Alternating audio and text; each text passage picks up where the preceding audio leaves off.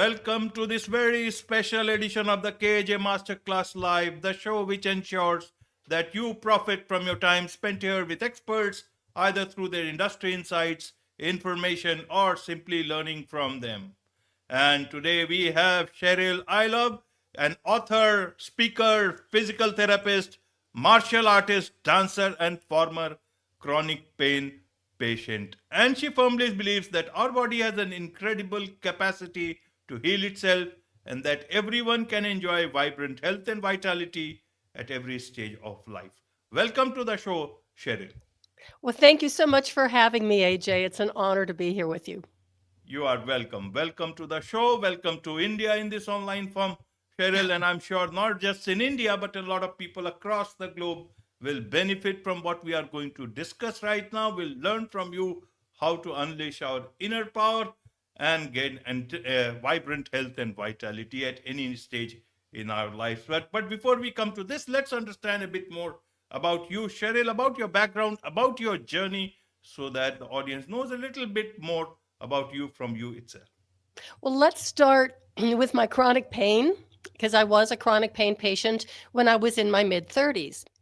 What started out as like a little bit of discomfort and tightness in my low back quickly spiraled down into what a chronic pain syndrome, and it was incapacitating type of pain. I couldn't work full time. I had to cut back on all of my activities. Every single thing I did was just incredibly painful, and I lived that life for 2.5 years. I kept going to all of my doctor's appointments, my physical therapy appointments, the massage therapy. I took the medications. I did all of the stretches and the exercises that the physical therapists taught me. But not only was my pain not getting any better, it was getting worse. So I just spiraled down out of control. And I lived that life for 2.5 years until one of my doctors told me to start applying for disability because I was going to need it. And I just looked at her. I was confused. It didn't make sense. And I said, "You don't understand. I'm planning on going back to ballet class." And she laughed in my face and she said, "You don't understand. You are a chronic pain patient. You will always be a chronic pain patient. You will never have the life you had before or the life that you want. So start applying for disability because you're going to need it." And I was only 36 years old. So I went home, I hit rock bottom. And then about 2 days later, I had this epiphany. And I realized, wait a minute, it's not up to them to fix me or heal me. It's up to me to heal myself. So basically, I fired my entire medical team. I started to stop taking the medications. I stopped doing the exercises and the stretches that they were giving me. And I just taught myself how to move again without pain. It was a long process, but every time I would get down on the floor and I would do certain movement patterns, and it was like, okay, that is making your pain worse. I would do other movement patterns like, okay, that's relieving your pain. So I just did that every single day. And about 9 months later, I was pain free. Right. So how did you go for that? Means for an individual anywhere in the world, they should go for medical advice. And if they are going beyond the medical advice, then there has to be some other advice or their own understanding of things or own learning of things. In your Mhm. case, in your wisdom, you took your steps. But what was the thing that was guiding you? What were the learnings that were guiding you? You could not just go and do, leave something and then start something of your. I want to understand how did you do it for yourself so that people can learn about it, and perhaps in different state places doctors look at different things differently, so they maybe under their guidance itself they can start another thing which can give them a better way of life for themselves. I think what happened for myself is I was just so frustrated and so upset that I was a respiratory therapist at the time, so I was part of the Western medical mindset. That's how I was trained. That's how I was educated. That's why I was doing every single thing that the medical profession told me what to do, because of course they know I was trained that way. And I think it was the realization that, oh my goodness, they do not have all the answers. And I think intuitively, it just came to me one day. It was a few days after I'd seen that doctor that it was like, I know my body. I know my goals, what I want to achieve in life. I know my history. I know myself better than anybody else does, better than any of the other experts. The experts might know how to prescribe medication.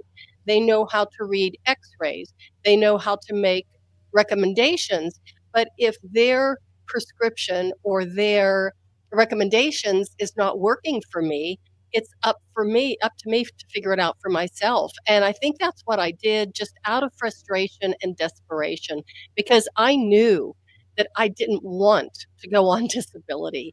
I inherently knew that this was not gonna be the rest of my life. I didn't deserve that. My husband didn't deserve that. He deserved a wife that would be healthy and vibrant and would be able to, be active during the entire course of our marriage together. Absolutely, absolutely. And you talk about, that our body has an incredible capacity to heal itself. So help us understand in that backdrop, what do you mean? People hear this, but how should they really understand it for themselves? Nowadays, there is a lot of talk around these things, but how do you do this with wisdom, with sensible wisdom? That's a great question. You really have to start with self-awareness and self-introspection. And when I realized that maybe some of the things I was doing in my lifestyle or the way I was using my body was not very efficient. And so that's why I was actually breaking my body down just by some of the things that I was doing at work, in ballet class, on the ski slopes. So I brought that level of awareness like, aha, I'm pushing myself too hard. Instead of moving with grace and ease and effortlessness, I was actually like grinding and pushing and shoving every single movement that I was doing when I was working out or at work.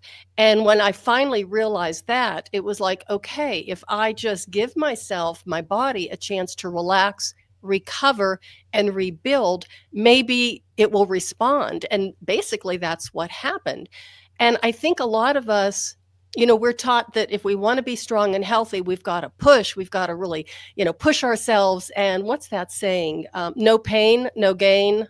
That we need to get rid of that because no pain, much gain is what I found in my journey, and which is what I taught and still teach my clients to do and included in my first book on fitness over 50. Right. And you talk about movement. What is this movement about? Again, is it about no pain, only gain? Yes, it is.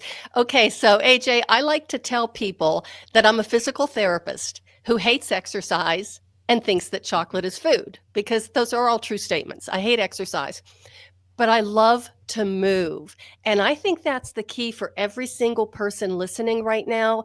It's not about working out and exercising because even just thinking about it makes my muscles start to, tighten up.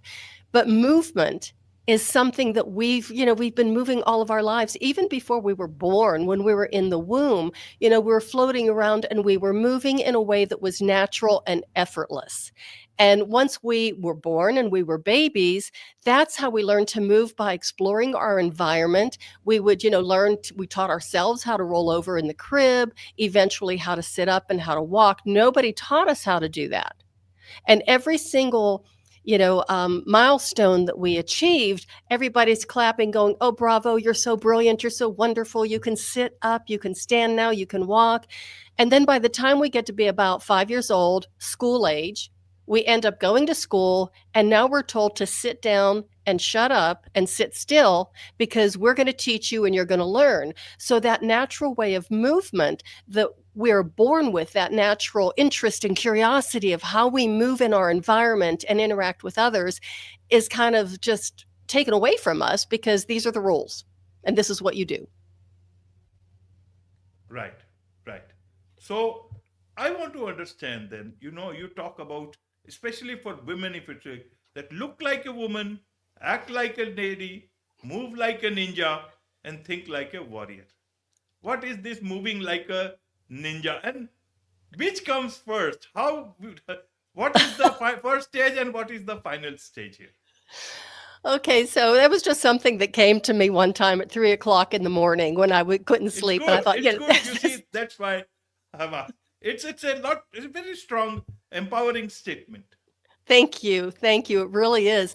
But I think a lot of times we either don't want to, maybe look, we don't want to do the makeup and the hair because it might be too much. And then it's like, well, maybe we're not doing enough.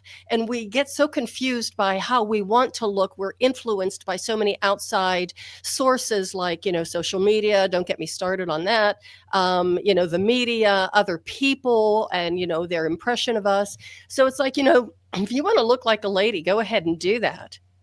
But, you have to actually embrace your inner strength at the same time. People think that looking like a lady or acting like a lady, looking like a woman means that you're giving up your personal power. And it's exactly the opposite. That's you're embracing your power as a woman, as that feminine energy. And believe it or not, the men at the dojo helped me really embrace that feminine energy. That's a long story. But then to move like a ninja, that goes back to the effortless moving. When you see a ninja moving around, like at the dojo or whatever, it is almost like they're moving like water or smoke because it's not, clunking around again, like trying to push through anything. Even when we train with our partners, we're not really pushing and shoving. It's like a delicate dance, trying to take their balance and trying to overpower them, which is how a woman my size and my age can take down a man who's twice my size and half my age. I can't do it by brute force. That would just be silly. But if I use my body in an effortless way, I can get under their center of gravity and easily take them down. It's beautiful. It's beautiful. And that is where it brings me to this. At 47, you became your teacher's first female black belt 10 years later. And then that is where you talk about, the strength and power in each and every one of us waiting to be unleashed. Help us understand both these things, the motivation to start something at 47 and also about this potential. People just think at any stage, you see, we come to know, oh, our bones will start, becoming weak at this stage. We will have hormone problems at this stage. Oh, Hmm. we will come to this level, then we should expect this. The Hmm. eyesight will grow, will go down a bit at this stage. We start losing powers, less to the actual thing, but more to this conditioning. Help us understand in that backdrop about Hmm. all this unleashing our inner Hmm. potential, Cheryl. And yeah, thank you for saying that, AJ, because that's exactly what happens is we hear all of this negative messaging from the outside, from the media, from friends, family, or maybe even our physicians, oh, this is part of the quote unquote normal aging process. And obviously that's not true. So when I started training at the age of 47, I did not go willingly. My teacher, my sensei, was my acupuncturist before he became my teacher. And the first time I went to him for a treatment, when he started putting needles in my legs, he got a faraway look on his face and he said, with your legs and my coaching, I could teach you how to kill with these things. And I thought, oh my God, who thinks like that? Let alone says it out loud to a perfect stranger. And I'm thinking, where's my purse? This guy's crazy. I got to get out of here. But he had needles sticking out all over me. So he literally had me pinned to the table. I wasn't going anywhere. So I just say, hey, thank you. I'm not interested. I'm never doing martial arts. It's not on my radar. It's not in my DNA. I'm never going to do it. Long story, it took him 3 years to convince me. And finally, I said, okay, I will take a few classes just to prove to you how much I'm going to hate it. And then I'm going to quit. Well, I didn't hate it. I fell in love with the art. I fell in love with the training. I fell in love with the sense of empowerment that I got from training, even in the very early stages of my training. I was terrified. Most of the time, I was the only woman in class. But there was something about being able to move in a way that was very subtle, effortless, and to be able to see that I could take somebody down. I'll never forget the time I had a very, very tall man. He was probably about 6'3", and we were learning how to throw. And of course, I'm a white belt. I don't know anything. And he came up to partner with me, and I'm looking at him going, this is never going to happen. But he was so good at coaching me through where to place my body, where to center my weight, how to use myself as like a fulcrum in a very safe but strong way. I was able to lift him up on my back and carry him across the floor. And so that was like one of those, whoa, I had no idea I had that kind of strength and power inside of myself. And once I felt that physically, mentally, emotionally, spiritually, I could feel that strength just surging slower. It was slow, but just every single year it was starting to rise in a way that was just so beautiful. Even to this day, I have a hard time, believing it happened. I'm 68 years old now. I still train 3 days a week.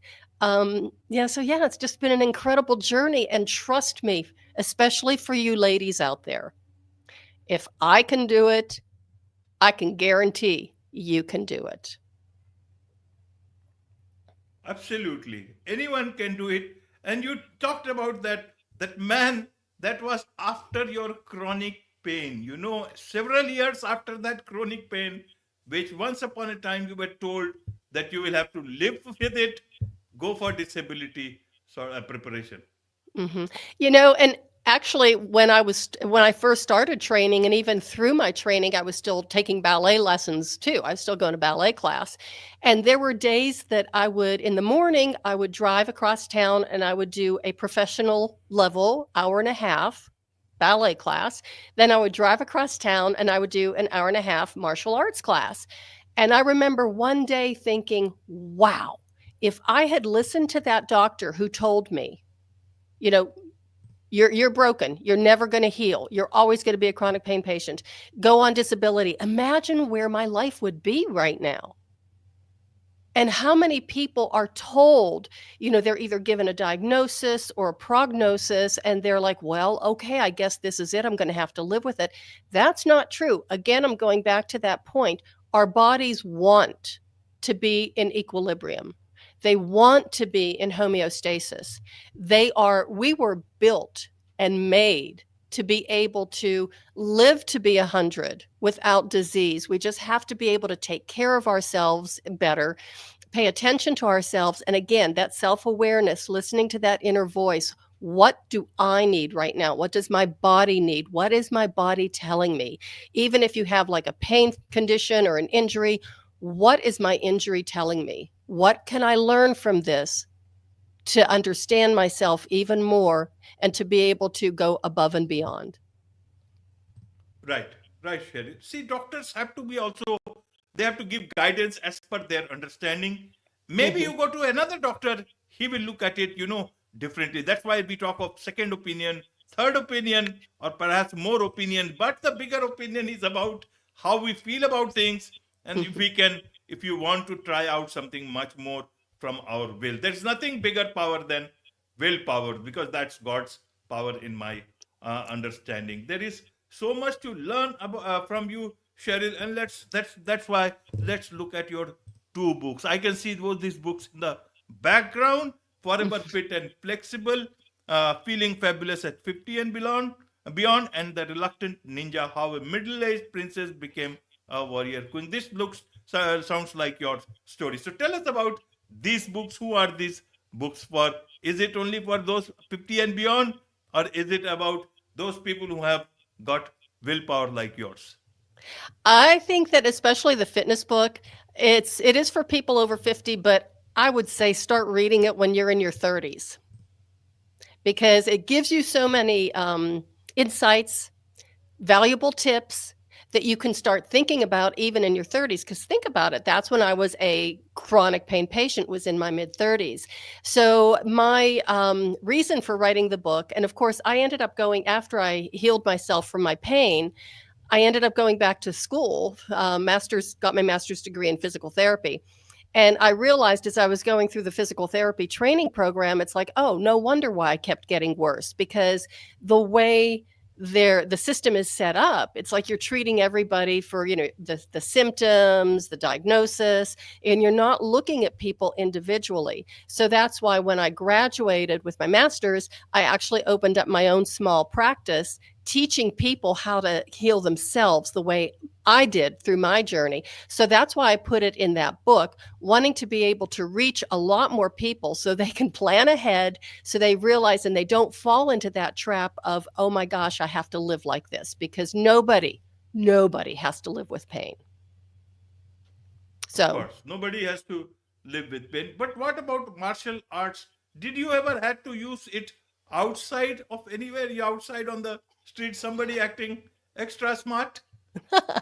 oh, that is a great question. I love that question.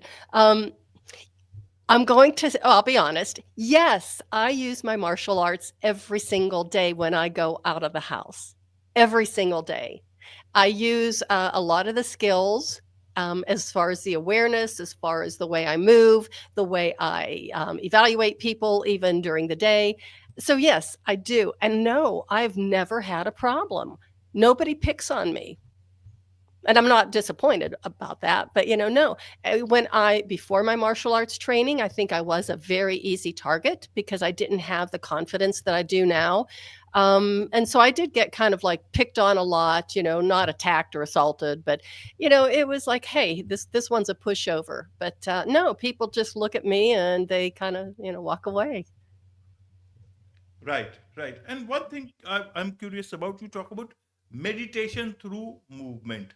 Now, Mm. this is how do people say when you meditate, just focus on yourself, sit still, and then how does movement come here? Okay, so I'm one of these people who has failed at meditation repeatedly. And I've had many people who are, gurus on meditation say, you're doing it wrong. Let me teach you how to do it right. And it's like, no, that just doesn't work with me. So I can't sit still. And I do have kind of like a very busy brain. So I can't turn it off and with them sitting still. But I realized one day I was doing some practice, we call it Kihon, movement patterns in martial arts. And as I was doing it, I was solving all of the world's problems in my head. I was having all of these insights, all of these revelations, and I just felt so calm, so centered. And so that's why if I can move, that's how I do my meditation. It works for me. And I had a client one time who said, I have to meditate, but I can't sit in that position. And so, he's showing me all this and he's trying to get himself into a pretzel. And finally, I looked at him and I says, well, do you have to sit like that? And he said, I guess not. So he changed his position so where he was comfortable, so that way he could meditate in that position rather than trying to, get into this unnatural position for him that was causing him a lot of pain. So, yeah, you can meditate in any position. Absolutely. As I said, there is so much to learn from you, your books. You also have a podcast. You are the host of the Femininja Project podcast. Tell us a bit about that so that people can learn from there. Okay, the Femininja Project podcast. Yes, I kind of fell into podcasting, believe it or not, about five years ago or so. And the Femininja is actually based loosely on my experience as a martial artist. It's about personal empowerment, overcoming obstacles, restoring human dignity, alternative health, and healing. So it combines a lot of the topics that I'm very, very passionate about. And I talk to people who are experts in their field, who've either overcome like really trying situations, who are alternative health and healers, all kind of people. So it's really been a lot of fun, because I was really afraid that like people wouldn't want to be on the show, especially men. When they hear Femininja, they're probably thinking, oh, this is this crazy feminist. And it's not. It's about bringing women and men together, sharing their stories, because we have so much more in common than we think we do. And it's just been a wonderful experience. And yeah, so you can learn an awful lot, about a lot of different topics. Absolutely. There are so many people I'm sure would want to learn from you, learn more about you, learn from your books, get your services, what's the best way for them to connect with you? We can go to my website, which is simply CherylIlov.com, and you can connect with me there. You can reach me there. I'm very, very active on LinkedIn. You can reach me on Instagram, but actually, LinkedIn and through my website is probably the best way. Wonderful. With this, it's a wrap on this very special edition of the KJ Masterclass Live. Thank you so much indeed for joining us. Thank you so much for having me. It's been a pleasure.